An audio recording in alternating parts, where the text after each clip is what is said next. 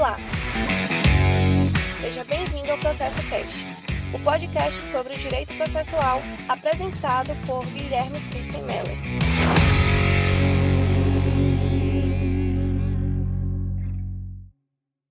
Olá, seja bem-vindo ao Processo Cast. No episódio de hoje vamos tratar dos elementos e dos efeitos do processo. A ideia é compreender como o processo pode ser analisado sobre diferentes perspectivas, quais são os seus elementos essenciais e quais efeitos decorrem da formação da relação processual. Vamos do princípio. O processo judicial pode ser compreendido inicialmente como uma sequência de atos praticados pelas partes e pelo órgão judicial, voltados à formação ou à atuação do comando jurídico. Trata-se de uma atividade estatal destinada a prevenir ou solucionar conflitos de interesse por meio da atuação da interpretação e aplicação da lei. Sob essa perspectiva, o processo se revela como um método utilizado pelo Estado para promover a atuação do direito diante de uma situação litigiosa. Ele se desenvolve entre as partes e gera entre seus participantes uma relação jurídica própria, chamada de relação jurídico-processual. Do ponto de vista dinâmico, o processo corresponde ao conjunto de atos que lhe imprimem movimento, conduzindo-o de forma progressiva até o provimento jurisdicional final. Para decorar o ponto, o próprio termo processo remete à ideia de avanço, de caminhar adiante. Mas o fenômeno processual também pode ser analisado sob uma perspectiva estática. Nesse caso, o processo é observado fora do tempo, com abstração de seu movimento. Dá-se relevo, então, aos elementos que o compõem e à forma como eles se relacionam enquanto a controvérsia permanece submetida ao judiciário. Essas duas perspectivas não se excluem, ao contrário, se complementam e permitem uma compreensão mais completa do fenômeno processual. Estabelecido esse standard, vamos agora para um tema controvertido na doutrina: a forma de estabelecimento da relação jurídico-processual. Existem duas posições na doutrina sobre o assunto. Para a primeira corrente, a relação jurídico-processual se estabelece inicialmente entre autor e juiz. Nesse primeiro momento, ela é bilateral. Com a citação do réu, a relação se completa, tornando-se trilateral, passando a envolver autor, réu e órgão jurisdicional. A partir daí, o Estado se encontra plenamente habilitado para exercer a função jurisdicional e conduzir o processo até a solução definitiva da causa. Para a segunda corrente, como a primeira, a relação jurídico-processual se estabelece inicialmente entre o autor e o juiz. A diferença é que, a partir da citação do réu, a relação também se completa, mas se mantém bilateral. Isso porque não existiria uma ligação direta entre autor e réu. Toda a manifestação deduzida pelo autor é direcionada ao Estado juiz, assim como a do réu. Aqui, por exemplo, é o motivo de se falar que a ação é proposta em face de e nunca contra. Trata-se de uma discussão terminológica com lógica de problemática científica processual. sem consenso aparente. A proposta desse podcast é servir como apoio técnico para vocês, de forma que, para mim, o importante é que saibam acerca dessa divergência e adotem a que julgarem mais coerente. Continuando, a relação jurídico-processual apresenta características bem definidas.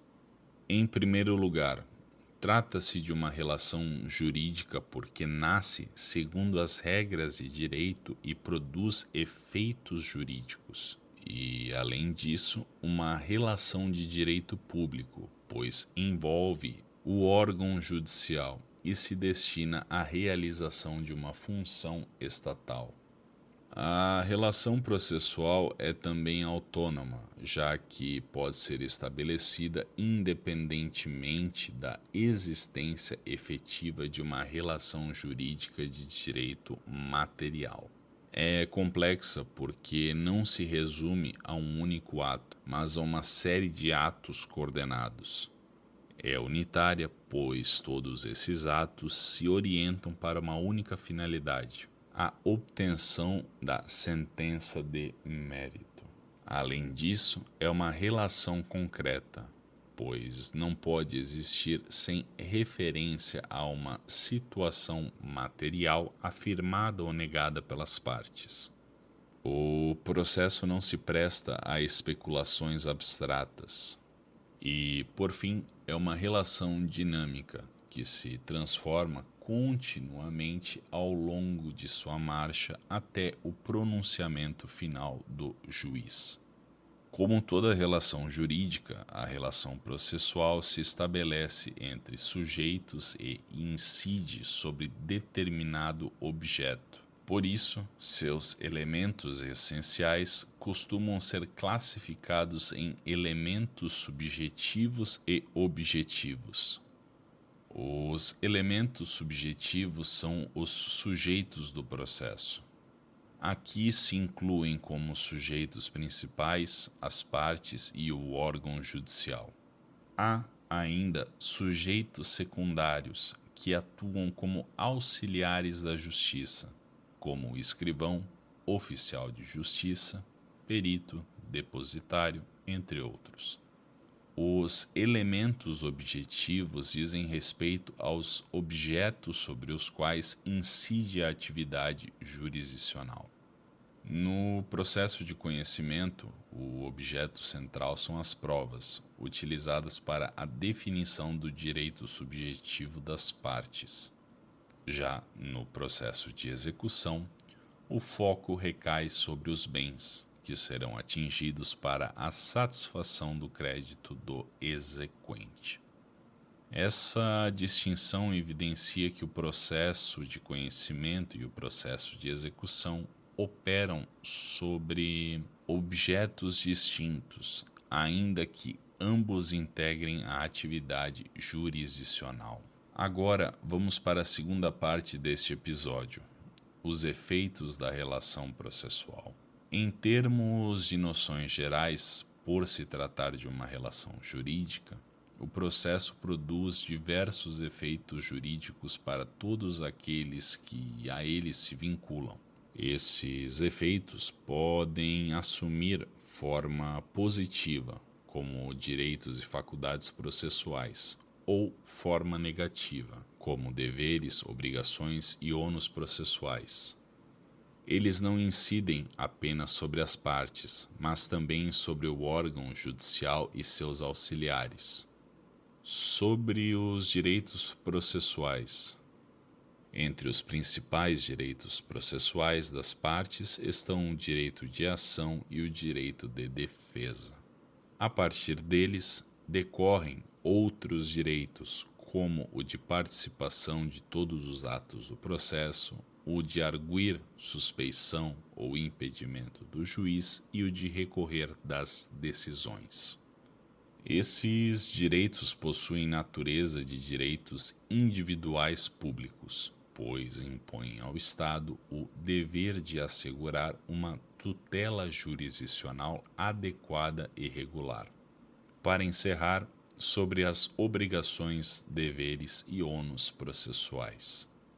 Do processo também decorrem obrigações processuais, entendidas como vínculos jurídicos que impõem prestações de natureza econômica. São exemplos dessas obrigações o pagamento de custas, o adiantamento de despesas processuais, o reembolso das despesas e honorários à parte vencedora, etc. Além das obrigações, existem os deveres processuais, que não envolvem necessariamente prestações de conteúdo econômico. No processo, são inúmeros os deveres impostos às partes, a seus procuradores e até a terceiros, como o dever de agir com lealdade e boa-fé, o dever de colaborar com a justiça, o dever de exibir documentos ou prestar depoimentos, entre outros. Esses deveres também têm natureza pública e os seus descumprimentos podem gerar sanções severas, inclusive de caráter penal, conforme o caso. Ao lado dos direitos, deveres e obrigações, existem os ônus processuais. Diferentemente das obrigações e deveres, o ônus processual não impõe à parte uma conduta obrigatória. A parte é livre para praticar ou não determinado ato. No entanto, a inobservância dos ônus pode acarretar em prejuízos jurídicos. Ninguém pode ser compelido, por exemplo, a contestar, produzir provas ou interpor recursos. Mas, se o réu não contesta os fatos alegados pelo autor, podem ser tidos como verdadeiros. Se a parte não prova o fato que alega, ele não será considerado pelo juiz. Se não recorre, a decisão transita em julgado. Os ônus processuais recaem apenas sobre as partes e não sobre o juiz e seus auxiliares. E, embora suas sanções sejam formalmente processuais, muitas vezes produzem reflexos diretos sobre o direito material em discussão. A diferença fundamental entre ônus, de um lado, e deveres e obrigações, de outro, está na possibilidade de coerção. O descumprimento de deveres e obrigações viola a ordem jurídica e autoriza sanções diretas. Já o descumprimento de um ônus apenas expõe à parte as consequências desfavoráveis para o interesse que ela própria busca tutelar no processo. Este é o Processo Cast. A obra de arte escolhida para a capa deste episódio é a Willow Trees at the Brook, de Emily Mediz Pelican. Aguardo vocês no próximo episódio. Até mais. Tchau.